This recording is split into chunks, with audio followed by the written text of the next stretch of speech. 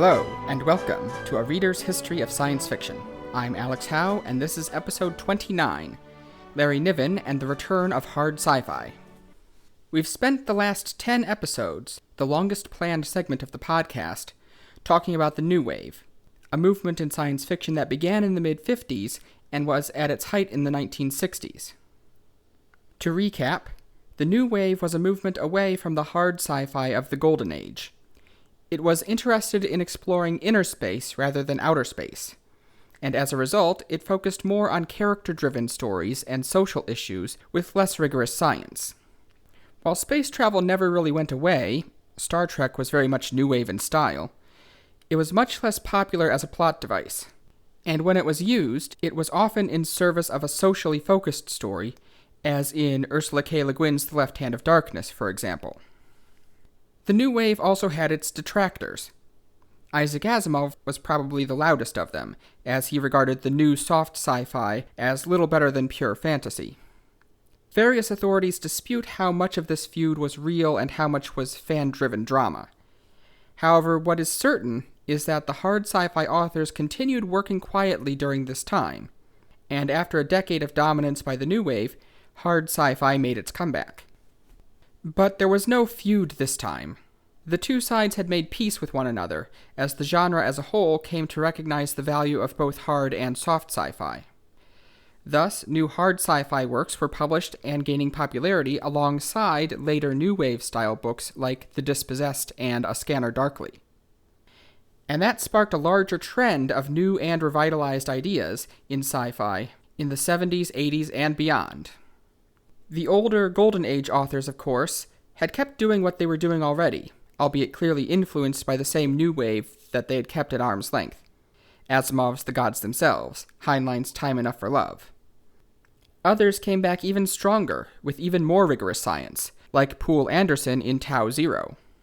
Poul Anderson was a Golden Age author who had been established since the 50s, with hard, or at least hard-ish sci-fi works like Time Patrol, Brainwave, and The High Crusade. However, his most famous book, and one that's held up as one of the quintessential examples of hard sci-fi, Tau Zero, was published in 1970. Tau Zero is about an interstellar colony ship powered by a fusion ramjet, which sweeps up hydrogen from the interstellar medium as fuel and continuously accelerates to reach near light speed.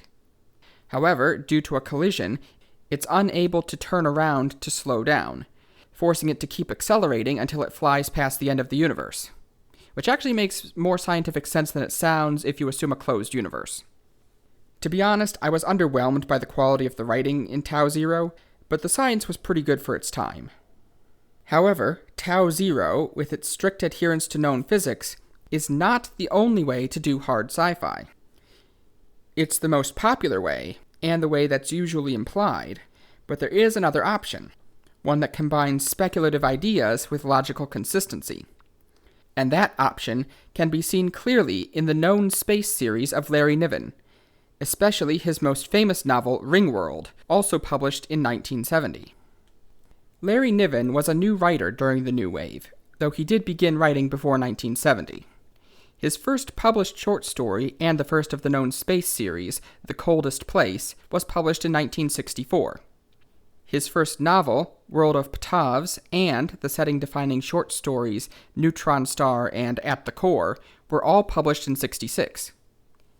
And possibly his most famous short story, The Soft Weapon, was published in 1967. That story was later adapted as an episode of Star Trek The Animated Series. Yes, there was an animated series. By 1968, Niven was already being recognized as one of the top authors in the genre, despite going against the grain of the dominant New Wave. This led his fellow author Algis Budrys to remark, quote, "Trends are for second-raters," unquote. In his early career, up through Ringworld when he really struck it big, Niven's work was all in the known space setting, which was the prototype for this new kind of hard sci-fi. In these stories, known space refers to the region within a few dozen light-years of Earth that has been explored by humans.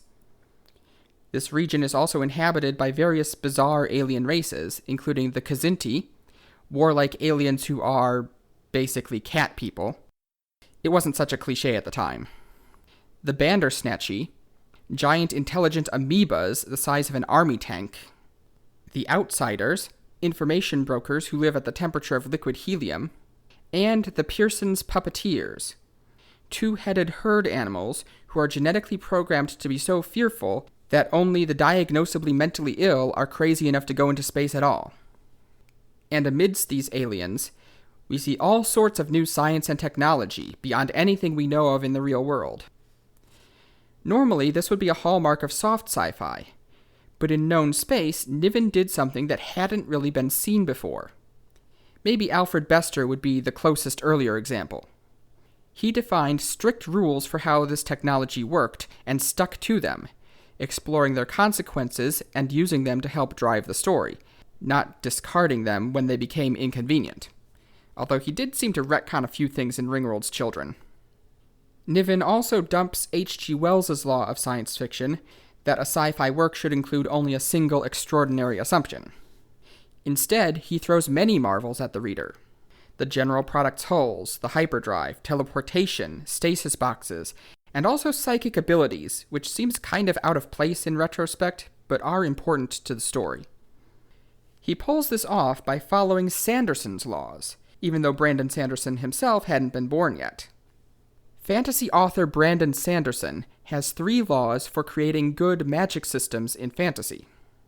First, the author's ability to resolve conflicts in a satisfying way with magic is directly proportional to how the reader understands said magic. Second, weaknesses are more interesting than powers.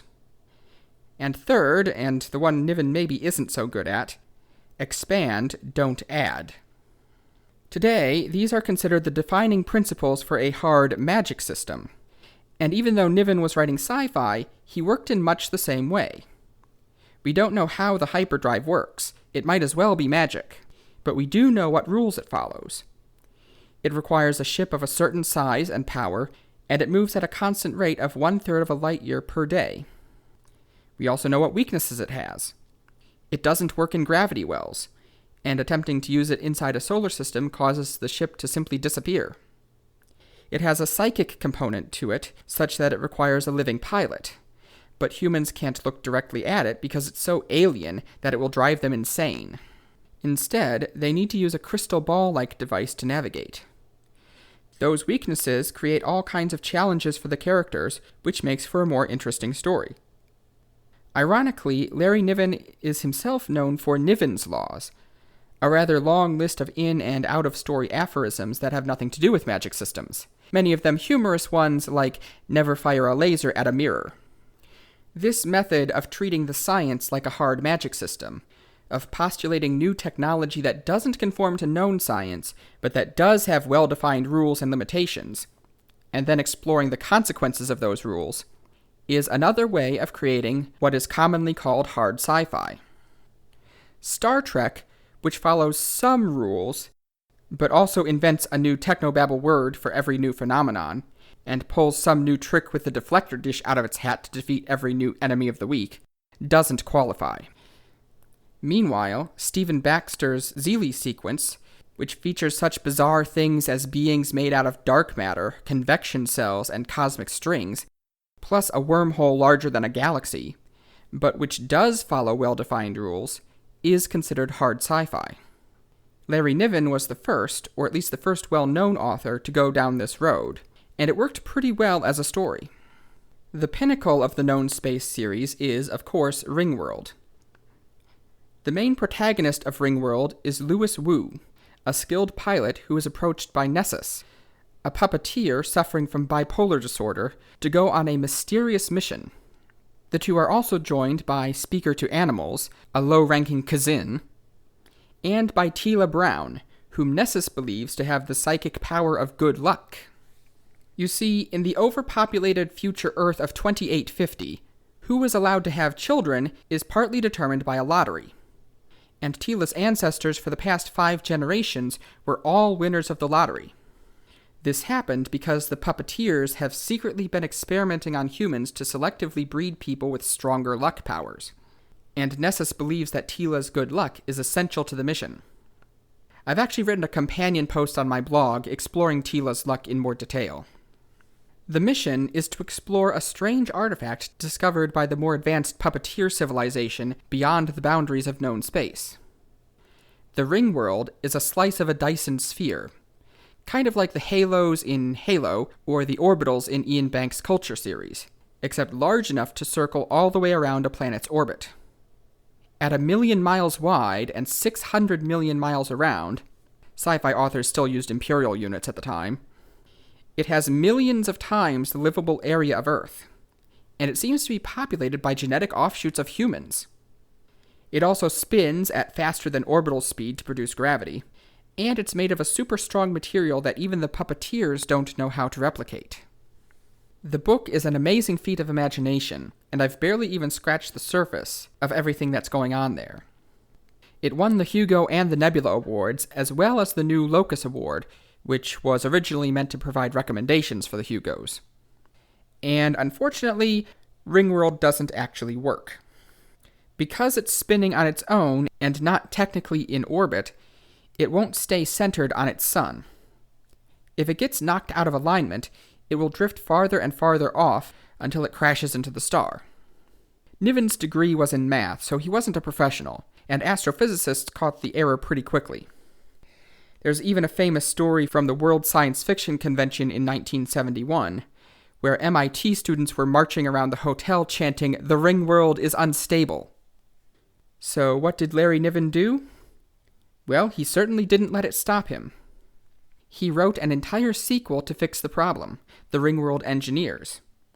This later led to 2 more sequels, and even later the companion series Fleet of Worlds. The final and definitive chapter of the known space saga, Fate of Worlds, was published in 2012. And I do say final, because even though Larry Niven is still around and doing some writing, like the continuing Man-Kazin Wars anthologies, for all his careful setup of the in-universe science, the world-building in known space is a bit broken, leaving him with nowhere really left to go after Fate of Worlds. And it's in large part Tila Brown's fault. The one exception to this rule was his early short story, Safe at Any Speed, set over 200 years after Fate of Worlds, when pretty much all humans now have genes for psychic probability manipulation. Seemingly too clueless to survive in the real world, and yet lucky enough to skate through anyway. As Niven pointed out, this is disastrous for a writer. Quote, "Stories about infinitely lucky people tend to be dull," unquote. But in between, there's loads more to it. The known space universe is much too big and complex to get into all the nuances. To fully explain the colonization of the solar system, the Pack Protectors, the Thrinton, Beowulf Schaefer, Carlos Wu, and many others would take all day. And that's before we even get to Fleet of Worlds. And known space is only half of Niven's body of work. One side note. Even though it's fantasy, I would be remiss if I didn't spare a few lines for Niven's novella The Magic Goes Away. This story is set in a fantasy world where a warlock discovers, to everyone's surprise, that magic is a finite resource, and it's running out. The story was written in 1976, and was an allegory for the oil crisis of 3 years earlier, and the energy crisis of the 70s in general.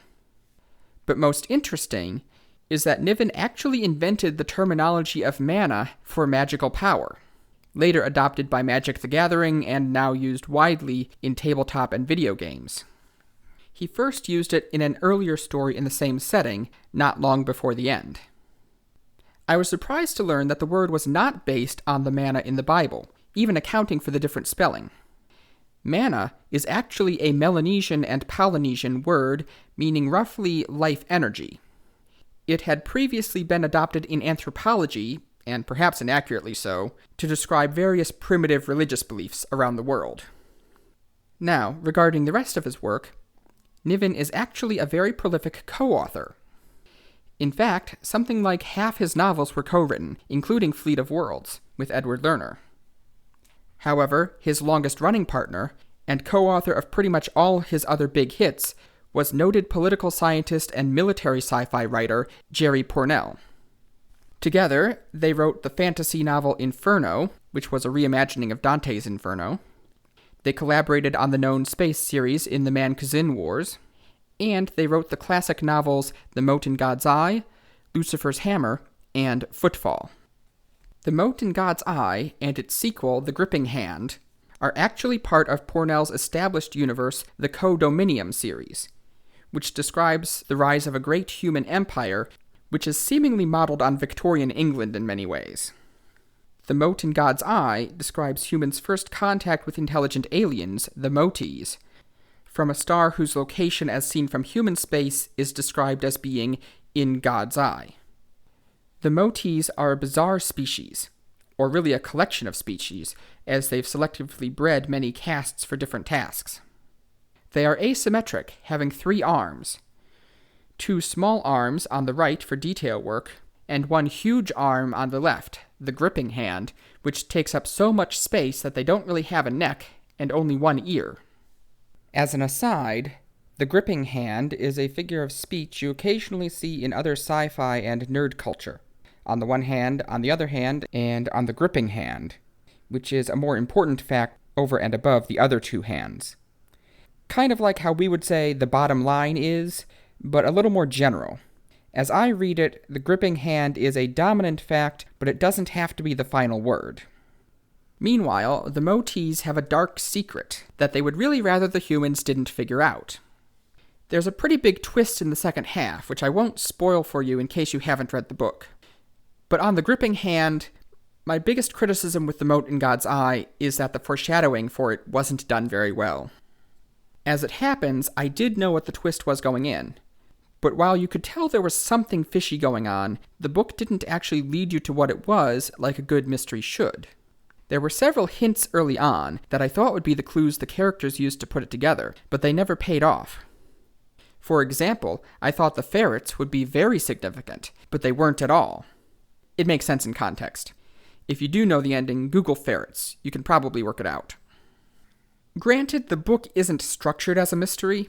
The reader learns the secret long before the main characters do. But that makes it all the more frustrating that it takes them so long to figure it out. And the way they figure it out is partly based on information the reader didn't have. It's not nearly as satisfying an ending as it could be. Even so, I think both The Mote in God's Eye and The Gripping Hand are pretty good books that tell tales rich with Niven's particular brand of hard sci-fi. There's also a third book called Outies, written by Pournelle's daughter, but while it was okay, I didn't really think it worked with the series. She retconned a lot of the lore and kind of made it into a different story. And as one more aside, I'd like to point out how The Mote in God's Eye is a prime example of one of Niven's laws. Quote, "The only universal message in science fiction. There exist minds that think as well as you do, but differently." Unquote. And among the Motes, there are the Watchmakers, which are a non-sapient caste, no larger than a monkey and about the same intelligence by most standards, but which have the ability to intuitively understand and improve upon human technology well beyond our own capabilities. I'm skeptical this is actually possible, but it does point to a very different kind of thought and intelligence than ours. The series gives you a lot to think about. Lucifer's Hammer, written in 1977, is a disaster story, but one of a kind that hadn't really been done before. It's the story of a comet crashing into Earth, and the struggle of the survivors to rebuild civilization. This wasn't really a story that had been told before, although stories about nuclear war had many similarities. There had been a few earlier cases, most notably When Worlds Collide, and Arthur Clarke used the same device in the prologue of Rendezvous with Rama in '73. However, Lucifer's Hammer was the first major novel that took a realistic look at Earth being devastated by an asteroid or comet. The asteroid impact trope as we know it today is a surprisingly new one. At least I suspect it is for people my age. To my fellow millennials and younger generations, we've always known that an asteroid was what killed the dinosaurs, or today we say the non-avian dinosaurs. But this idea, known as the Alvarez hypothesis, wasn't seriously proposed until 1980, 3 years after Lucifer's Hammer. And it didn't become the consensus view until about 1990. Sadly, I could not find any indication that Lewis and Walter Alvarez had read Lucifer's Hammer. This book is also unusual in that the impact didn't come at the end, as in the film Deep Impact, nor at the beginning, like nuclear war frequently does in books like Alas, Babylon, but halfway through. We first see the discovery and media coverage of Comet Hamner-Brown, dubbed the Hammer by the press, which is initially thought not to be a threat to Earth. And then we see the unexpected impact and aftermath. And it's done well. Maybe not as well as the Mote in God's Eye. There are some strange parts. The apocalyptic preacher turned deranged cannibal was a weird touch, and the whole bit with the Boy Scouts gets kind of creepy. In other words, it generally doesn't shy away from showing the breakdown of society. But on the gripping hand, the science is pretty good. It's dated, of course. We know a lot more about asteroid impacts today. But Niven and Pournelle's guesses, presumably scaled up from nuclear weapons as they did in story with their Hot Fudge Sunday model, were pretty good for their time and still hold up tolerably well. Although, can we talk about something that really bugged me in the book? Not with the science, but with the scientists. No scientist would ever model a comet as a cubic mile of hot fudge sundae, not even for a media spot. And they double sure wouldn't go to that much trouble to calculate it. First off, scientists don't use miles, we use kilometers, but I can let that slide because even NASA didn't fully switch over until after the Mars Climate Orbiter debacle. But a hot fudge sundae? That's just stupid. Here's how a scientist would do it. What's the density of a comet? About the density of water. Done. Even if that number's off by a factor of 2, it's still good enough as a rough estimate. In science, this is called a Fermi problem, for Enrico Fermi, who popularized the idea. Solving a problem entirely with rough estimates to get a qualitative feel for what's going on. It's also called a back-of-the-envelope calculation because you can literally fit it on the back of an envelope. You don't need any complicated math.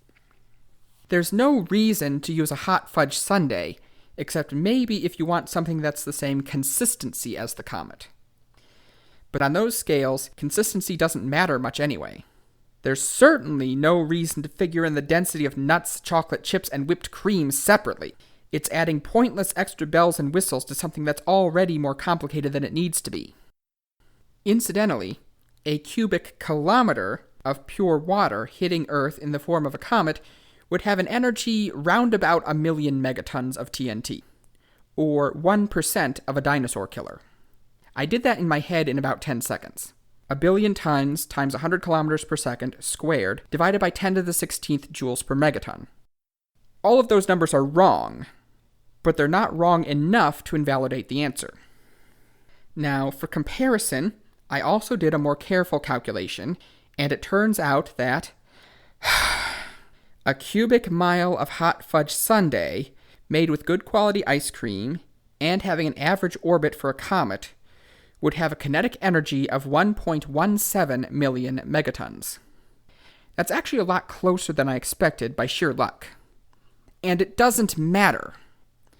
When you're in the firing line, you aren't going to care very much whether the impact is 1 million megatons or 2 million. Either Niven and Pournelle really dropped the ball there, or they thought the joke of Hot Fudge Tuesday, that being the day the comet hit, was good enough to justify all that mess. Okay, rant over. Niven and Pournelle's other famous book was Footfall. This was actually the story they initially pitched for Lucifer's Hammer, about aliens dropping the comet as part of an invasion. But the publisher told them to just write about the comet, so the alien invasion was shelved for a few years. Alien invasion was another trope that hadn't been seen in hard sci-fi for a long time. Obviously, there was the War of the Worlds, and a few plausible intermediates like Invasion of the Body Snatchers. But between the Golden Age tendency toward dominant humans and the more introspective style of the New Wave, there weren't that many of them. And the ones there were more of the secret invasion type, like, again, Invasion of the Body Snatchers. Footfall was the first time among major works where the idea was really getting the Larry Niven hard sci-fi treatment.